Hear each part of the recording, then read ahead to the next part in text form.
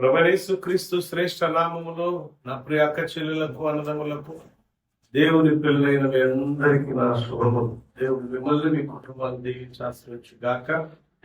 ఈ రోజు మనం మాట్లాడుకోబోతున్న అంశం ద్వారా మీ జీవితం కూడా ఒక గొప్ప ఆశీర్వాదంతో, ఒక నూతనత్వంతో, నూతనమైన ఆలోచనలు, నూతనమైన తలంపులతో దేవుడు నింపి బహుగా మిమ్మల్ని మీ కుటుంబాన్ని వర్ధిల్ల చేయగాక. ఆమె ఇప్పుడు మీ అందరూ కూడా దేవుడు దీవించాక. ఈరోజు ప్రత్యేకమైన మాట నాకు ఇది దాదాపు మొన్న సోమవారం నుంచి అనుకుంటా నా మదిలో మెదులుతూ ఉంది. ఆ మెదులుతూ ఉన్నది నేను ధ్యానం చేసుకున్న మాట మీతో మాట్లాడాలి అని ఆశపడుతున్నా. అదేంటంటే, యాకోబు భక్తుడు ఒక నది దాటేటప్పుడు జరిగిన క్రియ. యాకోబు ఒక నది దాటే ముందు జరిగినది. ఏం జరిగింది? నది దాటబోయే ముందు తన మామైనటువంటి లాబాన్ దగ్గర నుంచి భార్య, బిడ్డలు, ఉపపత్నులు, వారు, పిల్లలతో సహా, దాసులతో సహా, దాసురాలతో సహా, అంటే ఒక సైన్యం లాగా ఆయన వస్తూ ఉన్న టైంలో ఇది ఎక్కడ తన అన్న విని, నన్ను, నా యొక్క పనివారులను, నా భార్య బిడ్డలకు ఎక్కడన్నా మా అన్నయ్య ద్రోహం చేసి నా మీద కోపంతో చంపేస్తాడేమో, నేను అసలే మోసగాడిని. యాకోబు అంటే ఏంటి అర్థం? పేరు తెలుసా? యాకోబు మోసగాడు. మనందరూ మోసగాడు. పాపం పౌలొక్కడే పాపాత్ముడు, పాపంలో బ్రతకుడు. మనందరం పుణ్యాత్ముడు కదా. పౌలొక్కడే పాపి, మనం పాపం కాదు కదా.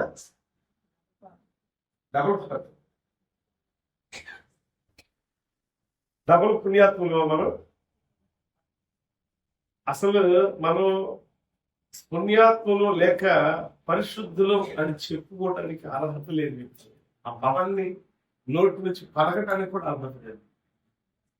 ఎందుకంటే జన్మతా పాపలు ఎట్లా అంటే, తల్లి గర్భంలో పిండంగా ఉండగానే, అందుకే దావీదు అంటాడు, నేను పాపంలోనే పుట్టాను, పాపంలో తల్లి గర్భమును దాల్చి 51 కీర్తనలు అంటాడు కదా. అందుకే నన్ను హిస్సోపుతో కడుగు. దేంతో కడగల? హిమము కంటే తెల్లగాచి. హిస్సోపుతో నన్ను కడుగు. దాన్ని హిమము కంటే నేను తెల్లగా మారిపోవాలి. హిమము అంటే మంచు, మంచు కంటే తెల్లగా ఉండాలి. ఇంకా అంటే అంత పరిశుద్ధతలకు రావడం కోసం దేంతో కడగమన్నాడు దావీదు? హిస్సోపు ఎంత తీయగా ఉండిద్దో కదా. నీకు తెలుసు, నువ్వు చూసుంటావులే అమ్మా. హిస్సోపు ఏది? విషం అది. బట్ ఆ హిస్సోపుతో నన్ను కడుగు అని అంటే, నేనే విషమయ్యా, నా బ్రతుకే విషమయమైపోయింది. ఆ హిస్సోపు మొక్క నుంచి వచ్చిన ద్రవం ద్వారా నన్ను కడిగి ఈ పాపం దాంతో పట్టుకో. హల్లెలూయా. అంటే నాలో ఇంక ఎంత మాత్రం కూడా పాపం అనేది ఉండకూడదు. మరొకటి, నీ పరిశుద్ధ పాదాల దగ్గర నుంచి నన్ను ఎప్పుడు దూరం చేయబాక. ఇది దావీదు ప్రార్థన. అది మన ప్రార్థన ఎలా ఉంది? నీ పరిశుద్ధ పాదాల దగ్గర నుంచి నన్ను ఎప్పుడు దూరం చేయబాకండి. ఎప్పుడు మనం దూరం అవుతానే ఉంటాం. ఇక దూరం చేయబాకని ఎక్కడ ప్రార్థన వచ్చింది మనకి? అంతే కదా. 4 వారం పర్ఫెక్ట్ జెన్యూన్ పర్సన్స్ అన్నట్టుగా మనం ప్రార్థన చేస్తే 5వ వారం నుంచి మన వీర ప్రతాపం బయటకు వచ్చింది. 4 రోజులు ఉపవాసం లేదా 3 రోజులు ఉపవాస ప్రార్థన అంటే 4వ రోజు నుంచి అటైతన్ని ఆచరించవచ్చు అన్నమాట అనుకుంటాం. 40 దినాలు ఉపవాస ప్రార్థన ఆచరిస్తున్నాను, దేవునికి మహిమకరంగా ఈ లెంట్ డేస్ నేను ఆచరించాలి అని అనుకొని దేవునికే సమస్తం సమర్పించుకొని 41వ దినం సాయంకాలం ఉండిద్ది. ఇంకా ఏంటి చెప్పండి? అది ఎవరి వ్యసనాలు వారి, ఎవరి బాధ్యతలు వారి, ఎవరి కోరికలు వారి. ఇలా కాదండి భక్తి గల జీవితం ఉండాల్సింది. భక్తిగల జీవితంలో మనం ప్రవేశించామంటే పాత రోత జీవితం అంతా కూడా యేసునామములో తగలబెట్టేయాల. పాత రోత జీవితం అంతా కూడా క్రీస్తు రక్తంలో కడిగి నూతనంగా మనం ప్రవేశించాలా. నూతన అడుగులతో మనం ముందుకు వెళ్ళాలా. అది యాకోబు జీవితంలో అద్భుతం జరిగింది. యాకోబు జీవితం చాలా కష్టాలు అనుభవించాడు యాకోబు. అనుకున్నా మనం తండ్రి అయిన ఇస్సాకు దగ్గర బ్లెస్సింగ్స్ తీసుకొని యాకోబు వెళతా ఉన్నాడు. ఆయన వెళ్ళి రాత్రి అవగానే ఒక చోట పడుకున్నాడు. పడుకొని తలగడి అలవాటు కదా, మనకి దిండు అలవాటు కదా, తలగడి కింద ఒక రాయిని తీసుకొని పెట్టుకున్నాడు. బట్ ఆ రాయి క్రీస్తు అనే విషయం తర్వాత తెలిసి దేవునికి స్తోత్రం. హల్లెలూయా, హల్లెలూయా. ఎప్పుడైతే ఆ రాయి ఆయన, మనం చూడండి ఎప్పుడు కూడా ఒక రాయి మంచి ఇంట్లోకి ఒక అవసరతకి నిమిత్తం, అంటే మన అవసరత ఎలాంటిదో దాన్నే ఎన్నిక చేసుకుంటాం, కానీ అవసరతకు తగింది ఎన్నిక చేసుకుంటాం. కానీ అనవసరమైన దాన్ని ఎన్నిక చేసుకోవడం కష్టం కదా. మనకి చక్కగా పలకలాగా ఉండాలి అని కూడా పలకలాంటి రాయి ఎన్నిక చేసుకుంటాం. నున్నగా ఉండాలంటే నున్నగా ఉండాలి రాయిని ఎన్నిక చేసుకుంటాం. కాస్త గతుకులు బొక్కలు ఉండాలంటే బొక్కలు రాయిని ఎన్నిక చేసుకుంటాం. వాళ్ళు కట్టుబడి కట్టేటప్పుడు ఏం చేస్తారు, ఒక చిన్న ముక్క ఎంత అంటే హాఫ్, ఆ రాయిలో సగం, రాయిలో సగం మాత్రమే ఇవ్వండి. ఇంకో చోట అవసరమైనప్పుడు ఆ రాయిలో పోవే అంటే సగం చేసి సగంలో ఇంకొక సగం అంతే తీసుకుంటాడు. కానీ కాదయ్యా రాయి మొత్తం పెట్టండి, కుదరదు, అది బయటకు వచ్చింది కదా. అంటే మనకి ఎంత కావాలో అంతగా మీకు కట్టుబడి కట్టేది. చిన్న ముక్క చూడు అంటారు, చిన్న తొర ఉంటుంది, తొర ఉందనుకో, ఆ తొరకు తగ్గ రాయిని పెట్టి సిమెంట్ వేసి చక్కగా చేస్తాం.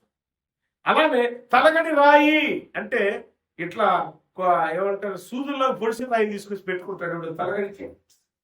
అంటే సెలెక్ట్, ఇక్కడ ఎందుకు చెప్పాను, ఇంత ఎందుకు రాయి గురించి చెప్పానంటే, సెలెక్ట్ చేయబడినది, ఎన్నిక చేయబడిన రాయిని తీసుకొచ్చి తలగడిగా పెట్టుకున్నాడు. ఆమేన్, హల్లెలూయా. ఏ రాయి బాగుండిద్దో తన నిద్రకు ఉపక్రమించడానికి, ఏ రాయి తలగడి కింద పెట్టుకుంటే నాకు ప్రశాంతమైన జీవితం ఉండిద్దో ఆ రాయిని మాత్రమే పెట్టుకోవాలనుకున్నాడు. ఆ రాయిని తీసుకొని పెట్టుకోగానే తను కన్నటువంటి ఒక గొప్ప కార్యం జరిగింది అక్కడ. ఏంటో తెలుసా, ఆకాశంలోకి దేవదూతలు ఎక్కటము, నిచ్చెన వేసుకొని ఎక్కటం, మళ్ళీ నిచ్చెన వేసుకొని పాము తుల్లిపడి లేచిన ఆయన మాట్లాడుతున్నాడు కదా, అయ్యా ఇది దేవుని పరిశుద్ధ స్థలము, దేవుని నివాస స్థలము గాని మరొకటి కాదు అని తలగడిగా చేసుకున్న రాయిని స్తంభంగా నిలబెట్టి ప్రార్థన చేసి తన దగ్గర నూనెను పానార్పణగా పోసాడు. అంటే స్తంభము పునాది వేశాడు అక్కడ. దేనితో అంటే క్రీస్తు అనే బండతో పునాది వేసాడు. అందుకే ఇజ్రాయెల్ చరిత్రకి తన జీవితంలో ఆ బండ, ఆ తలగడిగా నిలబెట్టుకున్న రాయి ఏంటంటే ఒక అద్భుతం చేసిందని అనుకోలేదు ముందు, కానీ అద్భుతం చేసే రాయి నీ జీవితంలో, నా జీవితంలో కూడా ఓ అద్భుతం చేసే రాయి అనేది ఉంది. అది ఎవరో కాదు, ప్రభువైన క్రీస్తు నామమునే.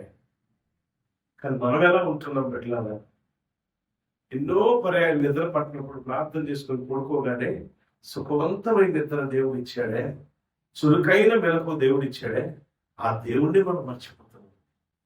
కానీ ఇక్కడ ఎక్కడైతే ఆయన రాయి నిలబెట్టి నూనె పోసి పానార్పణగా దేవుని స్తుతించాడో ఆ దేవునికి ఒక ఏం చెప్పారు తెలుసా, అయ్యా నేను ప్రయాణమై వెళ్తున్నా, మళ్ళా తిరిగి వచ్చే సమయానికి ఇదే స్థలంలో ఆ స్థలానికి పేరు పెట్టాడు ఈయన. ఆ పేరు ఏంటంటే బేతేలు. చెప్పండి అందరూ, అంటే దేవుని నివాస స్థలము. బేతేలు అంటే దేవుని నివాస స్థలం. ఇది దేవుని నివాస స్థలం. అంటే ఎక్కడొచ్చి పడుకున్నాడు చెప్పండి, యాకోబు ఎక్కడొచ్చి పడుకున్నాడు, దూరంలో వాళ్ళు చెప్తుంది. ఆలోచనతో వింటున్న వాళ్ళు చెప్పండి, ఏ స్థానంలో పడుకున్నాడు ఆయన? బాగా నిద్ర పట్టే స్థానంలో పడుకున్నాడు కదా. నిజమే, సుఖవంతమైన నిద్ర చురుకైన వెళ్ళకపోగలిగింది. అప్పుడు వెంటనే ఆయన స్తంభం పెట్టి ప్రార్థన చేసి బాగా నూరిపోసి అప్పుడు అంటున్నాడు, ప్రార్థన చేసి అప్పుడు దేవుడికి ఒక కమిట్మెంట్ ఇస్తున్నాడు యాకోబు. ఏమని ఇస్తున్నాడు తెలుసా?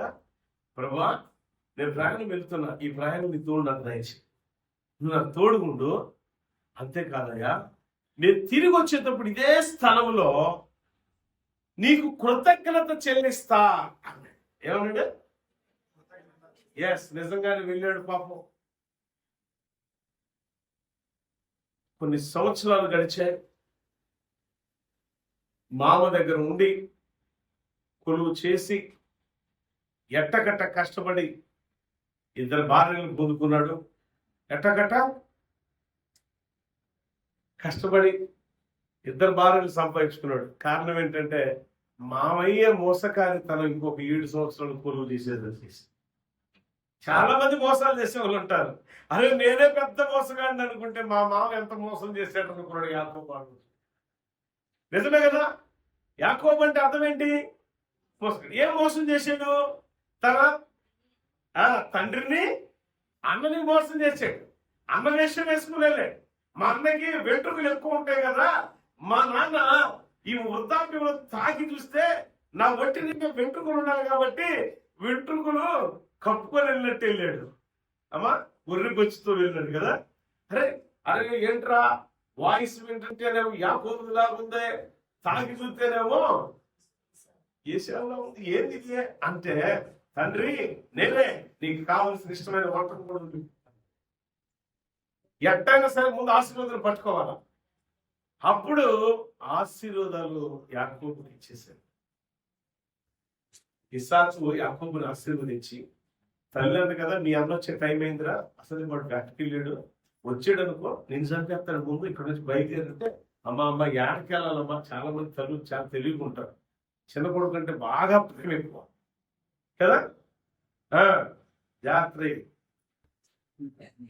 చిన్న కొడుకు అంటే తల్లులకు ప్రేమ ఎక్కువ. ఎంత మురుసుకుంటారో, వాడు ఎంత ఎత్తు ఎదిగినా సరే. 6 అడుగుల రాజానుభావుడు ఇట్ట తయారైనా నా బుజ్జే, 10 మంది పిల్లలకన్నా నా బుజ్జే నాకన్నా అంటాను తల్లి కాదు, ప్రేమ. అలానే ఆ తల్లి ప్రేమ చెప్తుంది కదా, ఒరే మీ అన్న వచ్చాడు నేను చంపేస్తాను కదా. సో ఇక్కడ నుంచి నువ్వేం చేస్తావంటే, మా సోదరుడు అయిన లాభాల దగ్గరికి వెళ్ళిపో, నీకు అక్కడంతా సురక్షితంగా ఉండిద్ది. ఇదిగో దారిలో తినటానికి, ఇదిగో తాగటానికి బట్టలన్నీ ఏర్పాటు చేసాడు రోయ్, మన అడిగిన చెప్పని చూపించుకోవచ్చు. సరే వెళ్ళిపోయాడు. దాన్ని పోతా ఉండగా చీకటి పడిపోయింది, నిద్ర వచ్చింది, తలగని రాయి పెట్టుకున్నాడు. నేను చెప్పాను మీకు, ఈ రాయి ఉన్న ప్లేస్, ఈ రాయి ఏంటనంటే దేవుని నివాస స్థలం అని గుర్తుగా. అదే రాత్రిని ఏ రాయి పెట్టుకుంటే వీళ్ళు దర్శనం చూశాడో అదే రాత్రి క్రీస్తు అనే పునాది మీద ప్రతిదీ కట్టబడుతుంది, క్రీస్తు అనే బండ మీద ప్రతిదీ నిర్మాణం జరుగుతుంది. అందుకే ఆ మూల స్తంభాన్ని అక్కడే పాతిపెట్టి దేవుడు బాగా మహిమపరిచి ప్రార్థించి కృతజ్ఞత చెప్తానని చెప్పి వెళ్ళి అక్కడ కొలువు చేసి నానాయాతన పడి వాళ్ళ పెద్ద సైన్యంతో తిరిగి వస్తూ ఉండగా వాడు వీడు అంటున్నాడు కబుర్లు విన్నప్పుడు, ఒరే బాబు చేశావు, మీ అన్న ఎంత ద్రోహం చేసాడు తెలుసు కదా,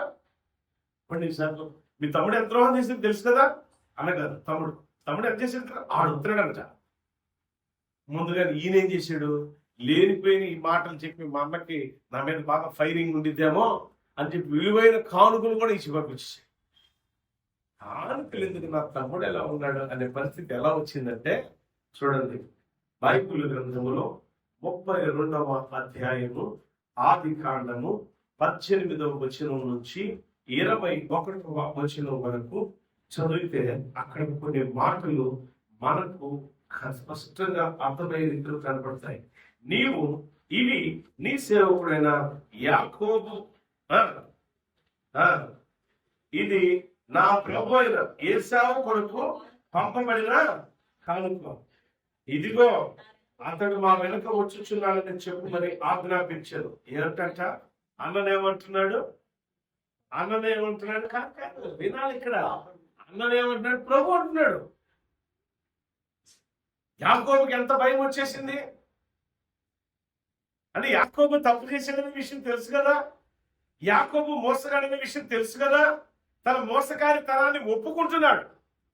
మనం కూడా చాలా సందర్భాలు భర్తలను మోసం చేసే భార్యలు ఉంటారు, భార్యలు మోసం చేసే భర్తలు ఉంటారు, తల్లిదండ్రులు మోసం చేసే పిల్లలు ఉంటారు, పిల్లలు మోసం చేసే తల్లిదండ్రులు ఉంటారు, అన్నదమ్ములు మోసం చేసేవాళ్ళు ఉంటారు, అక్క చెల్లిని మోసం చేసేవాళ్ళు ఉంటారు, బంధువులు మోసం చేసేవాళ్ళు ఉంటారు, ఇరుగు వారిని మోసం చేసే మోసకారితనాన్ని ఒప్పుకునే వాళ్ళు చాలా అరుదుగా ఉంటారు.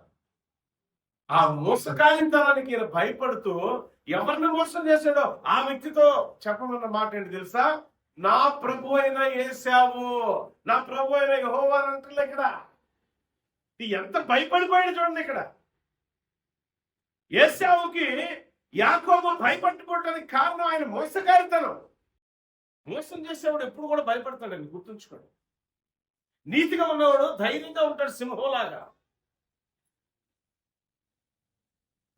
నీతిమంతులు సింహం వల్లే ధైర్యంగా ఉంటారు, అంటే మోసకారులు భయపడుతూ బ్రతుకుతారు. ఇక్కడ అదే జరుగుతుంది. భయపడుతూ కణికలు పంపించి నా ప్రభువైన యేసావుకు సెలవిచ్చినది ఏమనగా, ఇదిగో ఇవన్నీ కూడా యాకోబు గారు పంపించాడని మీరు చెప్పండి ఆయన. పంపించిన తర్వాత అది జరిగింది చూడండి. అక్కడ ఇట్లతడు నేను ముందుగా పంపుచున్నా కానుక వల్ల అతని సమాధాన పరిచిన తర్వాత నేను అతని ముఖము, అంటే ముఖం చెల్లట్లా, చేసిన మోసకారితనానికి ముఖం చెల్లట్ల యాకోబుకి. చాలా మంది మనలో, మీలో కూడా కొన్ని మోసం చేస్తూ ఉంటాం, కానీ ఎప్పుడైనా సరే ఆయన ముఖం చూడాలి అని అంటే మన తప్పుని చెప్పడం అనడంలో తప్పుని అయ్యా మీ విషయంలో నేను తప్పు చేశాను, దయతో క్షమించండి. మనుషుల దగ్గర ఒప్పుకున్న నువ్వు దేవుని దగ్గర ఒప్పుకోవా? దేవుని విషయంలో ఏ తప్పు చేయలేదు నువ్వు? దేవునితో ఏ కమిట్మెంట్ చేసి ఏ కమిట్మెంట్ మానుకున్నావు నీకు తెలియదా? చాలా మంది అక్కలు అనుకుంటారు. ఇక్కడ చూస్తున్న మీలో కూడా చాలా మంది చెల్లెళ్ళు, నా అక్కలు, చాలా మంది బిడ్డలు అనుకుంటారు ఏమని, నేను అన్నది దేవుడు తప్ప నాకు తప్ప ఎవరు తెలియదు అనుకుంటారు. ఏంటంట? దేవుడికి తప్ప నాకు తప్ప ఎవరికి? మంచిది కదా. మరి రాజుకు వచ్చిన దర్శనము ఎలా యేసావు చెప్పాడు? యేసావు ఎలా చెప్పాడు? ఐగుప్తు రాజు ఫరోకు వచ్చిన దర్శనాన్ని యేసావు కాదు, యేసోపు ఎలా చెప్పాడు? జోసెఫ్ ఇంగ్లీష్ లో ఎలా చెప్పగలిగాడు? దైవికమైన ఆత్మ జ్ఞానము ఎవరన్నా యేసేపు. ఈ మోసగాడైన యాకోబు గర్భములు పుట్టినవాడు యేసేపు. ఆయన ఏమో తెలుసా? దైవికమైన ఆత్మాభిషేకం, దైవికమైన జ్ఞానం ఉన్నది కనుక ఏ రాజుకి దర్శనం ఏమొచ్చిందో ఆ రాజు దర్శనాన్ని చెప్పాడు. రాజు దర్శనాన్ని చెప్పాడు దానియేలు. అయ్యా నా రాజా, మీకు వచ్చిన దర్శనం, దాని యొక్క అర్థం, దాని యొక్క భావం ఇది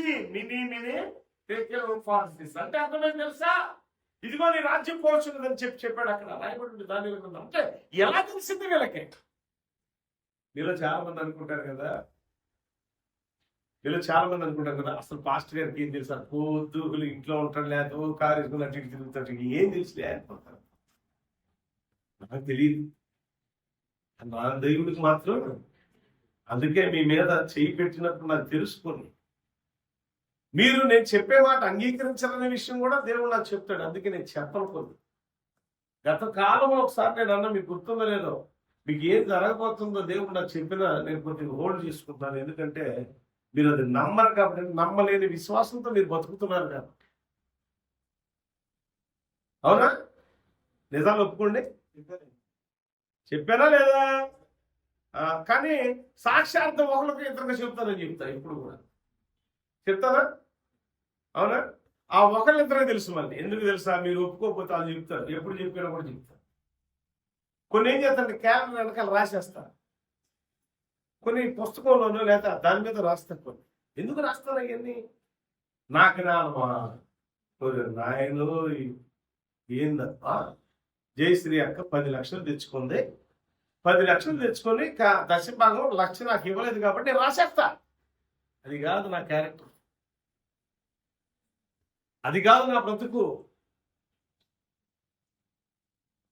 గౌరక్క ఇంత సంపాదించేసింది, దీంట్లో దశంభాగం ఇంత దొంగతనం చేసింది, అది కాదు నా బ్రతుకు అంటే చెప్పాల్సిన అవసరం లేదు. బట్ ఆత్మలో క్షీణించిపోతుంటే మాత్రం ఖచ్చితంగా నేను చెప్తాను. ఎందుకు తెలుసా? నీ దశ ఎక్కడికి వెళ్ళిద్దంటే మరణ పడకే వెళ్ళిపోయేది. అప్పుడు కూడా నేను చెప్పిన లెక్క చేయకపోతే నువ్వనే వ్యక్తి నాకు కనపడదు, ఇంకా సంఘానికి కూడా కనపడదు. ఇద్దరు పేర్లే కాదు, అందరూ కూడా అంతే. ఇద్దరు కావాలంటలేదమ్మా. ఉదాహరణ కన్నా తల్లి ఏదో మాట్లాడమ్మా, ఉదాహరణకు ఏదో చెప్పాలని చెప్పానమ్మా. కేవలమ్మా డ్వాక్రా డబ్బులు తెచ్చుకుంది 4 లక్షలు, 40,000 అని నేను అన్నాను. ఎప్పుడన్నా నువ్వు 4 లక్షలు తెచ్చుకుంటేనే అంటున్నావు, వాళ్ళు తెచ్చుకోలేదుగా. సో అట్లా మీలో ఎంతమంది దేవునికి ఎట్లా కమిట్మెంట్ మోసం చేయకుండా, దేవుని మోసం చేయకుండా కమిట్మెంట్ నిబద్ధత కలిగి ఉంటారో అటువంటి వారి జీవితం ఎలా మార్చబడిద్దో ఇది యాకోబే ఉదాహరణ. దానికి చూడండి, యాకోబు ముందుగా తన మోసగారితనాన్ని అంగీకరించాడు. దానికి కారణం ఏంటంటే భయపడటమే. యాకోబు అంగీకరించి వస్తువులు కానుకలు పంపించాడు తన అన్నకి. పంపడమే కాదు, దేవునితో సహా పోలుస్తున్నాడు. ఏమని? ప్రభు ఏమంటాడట? ప్రభు పోలుస్తున్నాడు. పిల్లారా, మనం దేవుణ్ణి తలవాలి కానీ మనుషులు కాదు. కానీ ఇక్కడ మనుషుల స్వభావం యాకోబులో కనబడుతున్నది. ఏ స్వభావంతో ఉన్నాడు ఆయన? మనుషుని స్వభావం, మనుషుని యొక్క ఆలోచనతో యాకోబు మాట్లాడుతున్నాడు. ప్రభు యేసావు నన్ను చెప్పకయ్యా, ఇంకో కానుకలు పంపించాను, నీకు లంచం ఇస్తున్నావు చూడండి. తర్వాత వాడు చూడండి,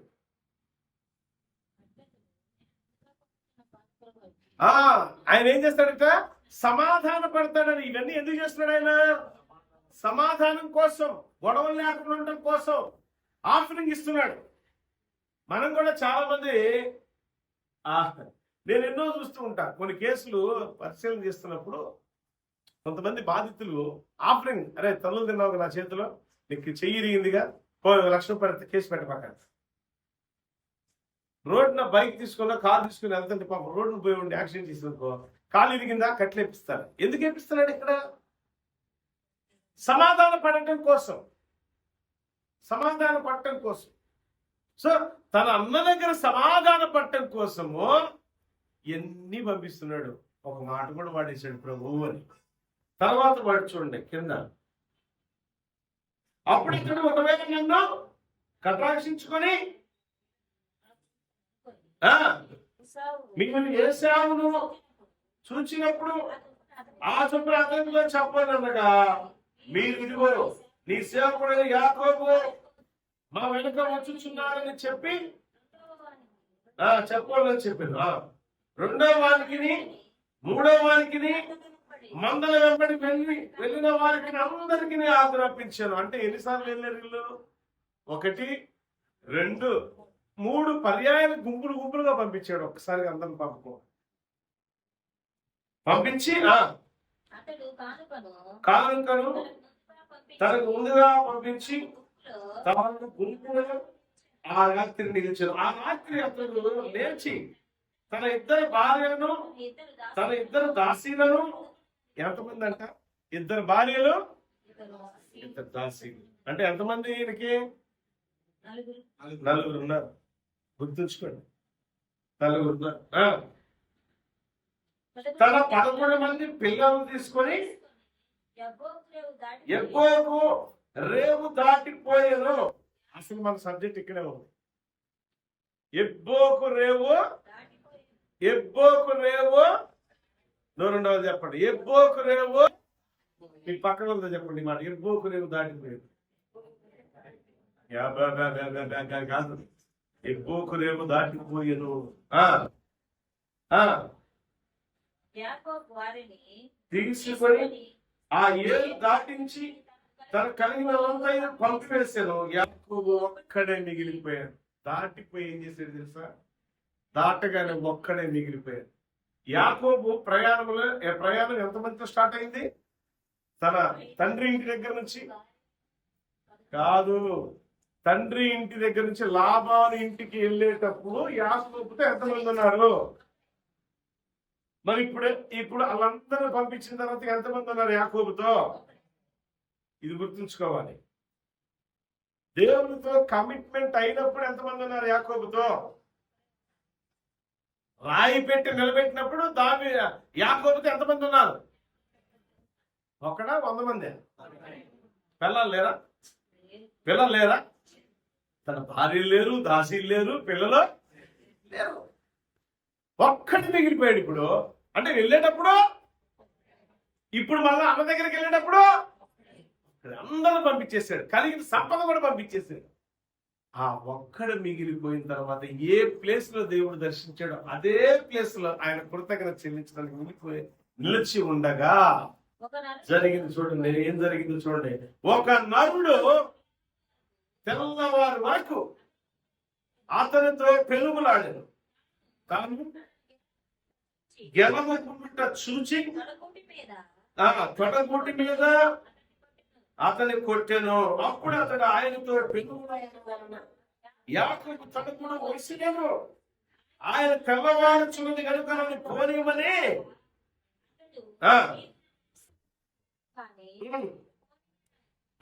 చూడండి. ఏమండి, టైము ఎక్కువ. ఇక్కడ తెల్లవారు వరకే పోరాటం జరుగుతుంది. పోరాడాడు తెల్లవారుతుందనే విషయం ఈ పోరాడుతున్న దేవుని దూతకు లేక దేవునికి అర్థమైంది. దూత అంటే పాత నిబంధనలో దూత అంటే అర్థం ఏంటంటే యేసు క్రీస్తు ప్రభువారు. క్రీస్తు ప్రభువారినే పోల్చారు బైబిల్ పద్ధతి. అంటే దేవుడు దీన్ని పోరాడుతూ ఉన్నాడు. తర్వాత కింద వచ్చిన వాళ్ళు నువ్వు దేవునితో పోరాడి గెలిచావు కాబట్టి నీ పేరు మారిపోయిందా? అంటే దేవుడితో మనం ఏం చేయాలా? దేవుని తెలియాలా? అసలు పోరాటం ఉందా మనలో? ఎప్పుడు దాకా పోరాడాడు ఆయన? ఎప్పటి నుంచి? రాత్రి నుంచి తెల్లవారిన దాకా పోరాటం జరిగిందట. రేపు వాళ్ళలో ఇట్లా ఎంతమంది పోరాడతారు?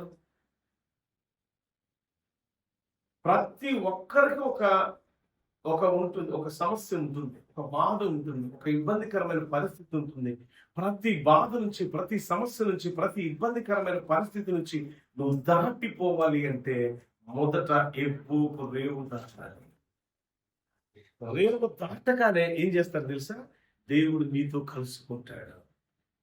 ఈ రేవు దాటుట అనే మాటకు అర్థం ఏంటంటే, దాటుట అంటే సమస్త బాధల నుంచి ఆయన వేరైపోయాడు, సమస్త గర్వం నుండి వేరైపోయాడు. ఇప్పుడు ఏం మిగిలిపోయింది ఆయన దగ్గర? తన ఒక్కనే మిగిలించాడు. డబ్బుందనే అహంకారం పోయింది, బిడ్డలున్న అహంకారం, భార్యలు, దాసీలు, దాసునాలు, పరివారంలో ఉన్నారు అనే అహం పోయి మిగిలిపోయింది ఏంటంటే తను ఏ రీతిలో ఒంటరిగా ప్రయాణమయ్యాడో అదే ఒంటరిగా ఆయన నిలిచిపోయాడు. ఎక్కడంటే దేవుని దగ్గర. ఎందుకు ఏకాంత ప్రార్థన అంటే ఆ ఒంటరి తనములోనే దేవుని తోడు నీకు ఉంటుంది. అంటారు ఒక్కదాన్ని నేను చేయలేకపోతున్నా, సమస్యను పోరాడలేకపోతున్నా, అయ్యగారు సమస్యను ఛేదించలేకపోతున్నా, నేను ఒక్కడినైపోయాను, నా భార్య సహకరించట్లా, నా భర్త సహకరించట్లా అని నా ప్రియ చెల్లెలకు, నా ప్రియ అక్కలకు, నా ప్రియ బిడ్డలందరికీ నేను చెప్తున్న సందేశం ఏంటి తెలుసా? నువ్వు ఒక్కడిలో ఉన్నావు కాబట్టి పెరుగులాడు దేవునితో. ఏం పోయిందంటే ఇప్పుడు ఏమి పోగొట్టుకోవాలి? దేవునితో పోరాడాలని తెలుసా? నాకు ఆస్తి ఉన్నది అని అహం పోవాలి నీలో, నాకు డబ్బు ఉంది అని అహం పోవాలి, శ్రేష్టమైన వస్త్రాలు ఉన్నాయి అహం పోవాలి, పని వాళ్ళు ఉన్నారు, మాట్లాడితే పని ఉన్నారు, ఏ పని చేయడానికైనా అది పోవాలి నీలో నుండి. దేవుడు నీ దగ్గరకు వచ్చి సమీపించి నీతో కలిసి మాట్లాడి ముచ్చటించి నేను గొప్పవాడిగా చేయాలంటే, నీ బ్రతుకును మార్చాలంటే నువ్వు ఒంటరిగానే పోరాడాలా. గమనించాలి, మానవ జీవితంలో పుట్టుక ఒంటరిగానే వస్తాం, మనం చనిపోయేది ఒంటరిగానే ఉంటుంది. మన ప్రాణం పోయేటప్పుడు నువ్వు కూడా బాధ పిలిస్తే రాదు, కుదరదది. లేక నువ్వు కూడా అంటే భర్తను పిలిస్తే రాదు, కుదరదది. ప్రాణం ఇచ్చుట, ప్రాణం పోవుట యెహోవా వశం. దేవుని స్తోత్రం, హల్లెలూయా. అయితే ఆ ప్రాణం ఇచ్చేవానితో పోరాటం నేర్చుకో, ఆత్మీయ పోరాటం. యేసన్న గారు ఒక పాట రాశారు కదా, చాలా ఇష్టంగా ఉండింది నాకు అది. పోరాటం ఆత్మీయ పోరాటం చివరి శ్వాస వరకు ఈ పోరాటం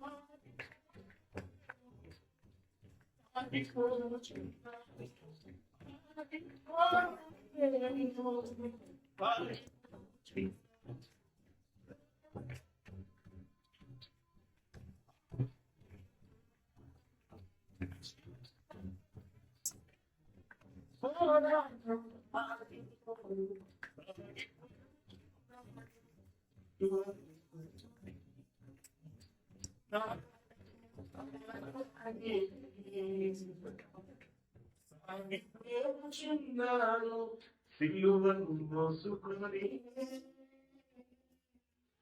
నా గమ్యస్థానానికి చివరి శ్వాస వరకు నీ పోరాటమాగదు. ఎప్పుడు వరకంట పోరాటం అనగండి? యాకోబు చేసింది పని.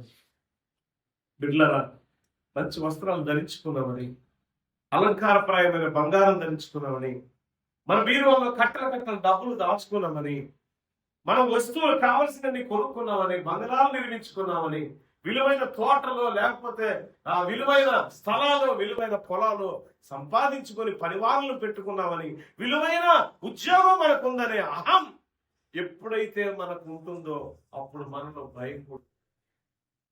ఎప్పుడైతే మనలో ఉంటుందో మనం తప్పు చేస్తాము తెలుసు మనకి. అహంకారంతో ఏ మనిషి కూడా నేను తప్పు చేయను, బుద్ధిమంతులు ఉంటా, కానీ నాకు అహంకారం ఉందని కుదరదు. గర్వంతో నింపబడిన ప్రతి వ్యక్తి కూడా ఏదో సమయంలో ఏదో తప్పు చేస్తాడు. యాకోబు చేసిన పని ఏంటి తెలుసా? మొట్టమొదటి దేవుని దగ్గర ఉండాల్సింది పోయి దానికంటే ముందేం చేశాడు తెలిసినా? ఆ ఏరు, ఆ నది దాటక మునుపు, ఆ రేవు దాటక మునుపు ఏం చేశాడు? ముందు కానుకలు పంపాడు. తర్వాత మరొక గుంపును పంపించాడు, గొర్రెలు, పశువులు, మంద. మరొక గుంపును పంపించాడు. తర్వాత తన భార్య బిడ్డలు పంపించేశాడు, దాసీలు పంపించాడు. ఇప్పుడు పంపాడు భార్యలను, బిడ్డలను, దాసీలు అంటే ఏరు దాటాక. అంతకుముందు ఎవరిని పంపించాడు? దాటక ముందు ఆయన ఏదైతే సంపాదించుకున్నాడో అవన్నీ కూడా పంపించేశాడు. మోసగాడు అని ఎరిగిన వాడు, మోసపు క్రియలు చేశానని తప్పును ఎరిగి పశ్చాత్తాపడేవాడు దేవుని దగ్గర పడాలా. తన అన్న కోపం పోయి నా మీద సమాధాన పడతాడు నా అన్నయ్య అనుకోని కానుకలు పంపించాడు, కానీ సమాధానం కర్త అయిన దేవుని వైపు చూడలేకపోయాడు మానవ జీవితంలో. కానీ ఏరు దాటిన తర్వాత ఏమొచ్చిందో తెలుసా? ఏరు దాటక ముందు సమాధానం లేదు. ఆ ఏరు లేక ఆ నది దాటిన తర్వాత ఎబ్బోకు రేవు దాటిన తర్వాత, ఎబ్బోకు రేవు దాటక ముందు మానవ తత్వము, మానవుని యొక్క ఆలోచన ఆయన సమృద్ధి ఉన్నట్టు కనపడింది. ఎబ్బోకు రేవు దాటాక దైవికమైన స్వభావం ఆయనకి ఏర్పడింది. ఈ రేవు దాటుట అనేది దైవికత్వానికి సాదృశ్యం. ఆనాడు ఇశ్రాయేలు ప్రజలు ఎర్ర సముద్రం అడ్డుగా ఉన్నది, వెనక ఫరో సైన్యం వస్తూ తరుగుతూ ఉన్నది. ఒకవైపు కొండలు, పర్వతాలు, మరొక వైపు అరణ్యం. ఎటు పోవాలా? ముందుకెళ్తేనేమో సముద్రం ముంచి వేస్తుంది, వెనక్కొస్తే ఫరో సైన్యం చంపేస్తుందని బాధగా ఉన్న సమయంలో ఎలుగెత్తి ఏడ్చాడు మోషే, ప్రార్థన చేశాడు. ఎర్ర సముద్రాన్ని దాటిపోగానే ఇశ్రాయేలుకున్న కష్టం, ఇశ్రాయేలుకున్న బాధ, ఇశ్రాయేలు గతంలో ఉన్న కన్నీరు, బానిస సంఖ్యలు సమస్తం తెంచివేయబడి వారికి ఒక నూతనమైన జీవితం దేవుడు ఇవ్వలేదు. ఎబ్బేకు రేవు దాటగా అన్నని సమాధానం పరిచాడు దేవుడు. యేసేపు సమాధానం పడ్డాడు, అయ్యా మీ కానుకలు కాదు కానీ నా తమ్ముడు ఎలా ఉన్నాడు అని ప్రేమతో చేర్చుకున్నాడు.